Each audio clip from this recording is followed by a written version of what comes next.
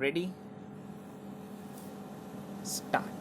Reliance was placed on the decision of this court in the case of Kaushalya Devi. The learned counsel relied on the observation made in para 11 at page 595 of the report and contended that the gravity of a complaint under the NI Act cannot be equated with an offence under the provisions of Indian Penal Code, and further urged that this court held that a criminal offence under section 138 of the NI Act is almost in the nature of a civil wrong which has been given criminal overtones. Reliance was also placed on the judgment of this court in the case of Madhvi Cooperative Bank Limited as reported in 3 SCC 83. This court in Madhvi discussed the scope of NI Act, including the first amendment to the Act inserted under Chapter 12 in the Act. This court looked into the statement of objects and reasons introducing the amendment and noted the rationale for introduction of Section 147 of NI Act. Section 147 of NI Act made the offences under the said Act compoundable.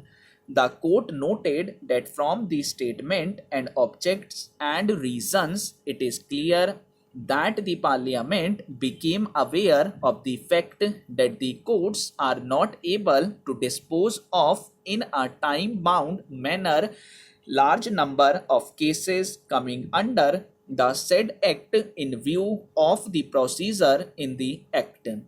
In order to deal with such situation, several amendments were introduced, and one of them is making offences under the said Act compoundable.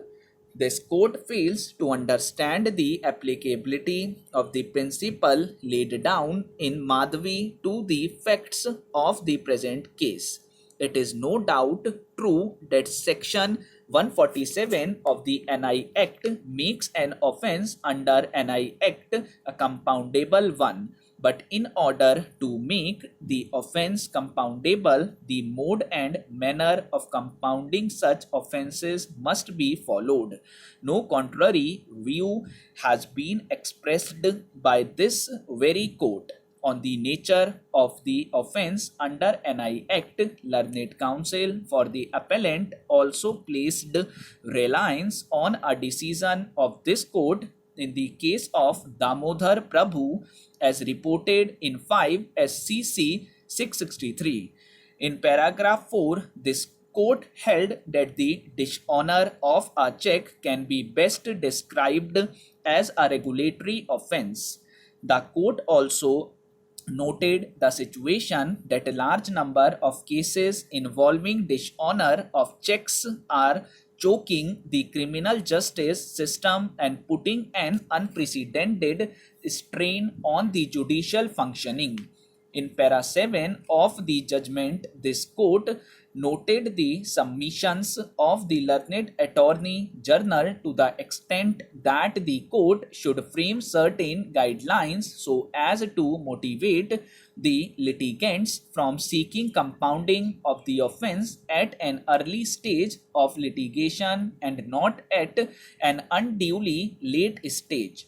It was argued that if compounding is early, the pendency of arrears can be tackled.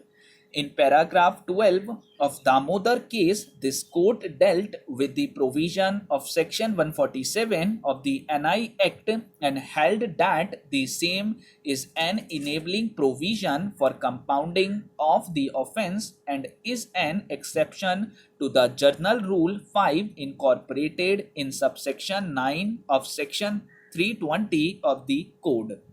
This court harmonized the provision of section 320 of the code along with section 147 of NI Act by saying that an offence which is not otherwise compoundable in view of the provisions of section 320 subsection 9 of the code has become compoundable in view of Section 147 of NI Act, and to that extent Section 147 of NI Act will override Section 320 subsection 9 of the Code, since Section 147 of NI Act carries a new clause.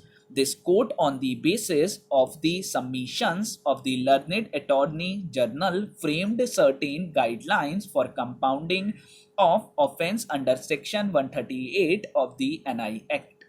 This court held in paragraph 26 of Damodar that those guidelines have been issued by this court under Article 142 of the Constitution in order to fill up legislative vacuum which exists in Section 147 of the NI Act. The court held that Section 147 of the NI Act does not carry any guidance on how to proceed with the compounding of the offence under the NI Act, and the court felt that Section 320 of the code cannot be strictly followed in the compounding of offence under Section 147 of the NI Act. Those guidelines were given to fill up a legislative vacuum. Reliance was also placed by the learned counsel for the appellant on the judgment of this court. Quashing of a case is different from compounding. In quashing, the court applies it, but in compounding, it is primarily based on consent of injured party.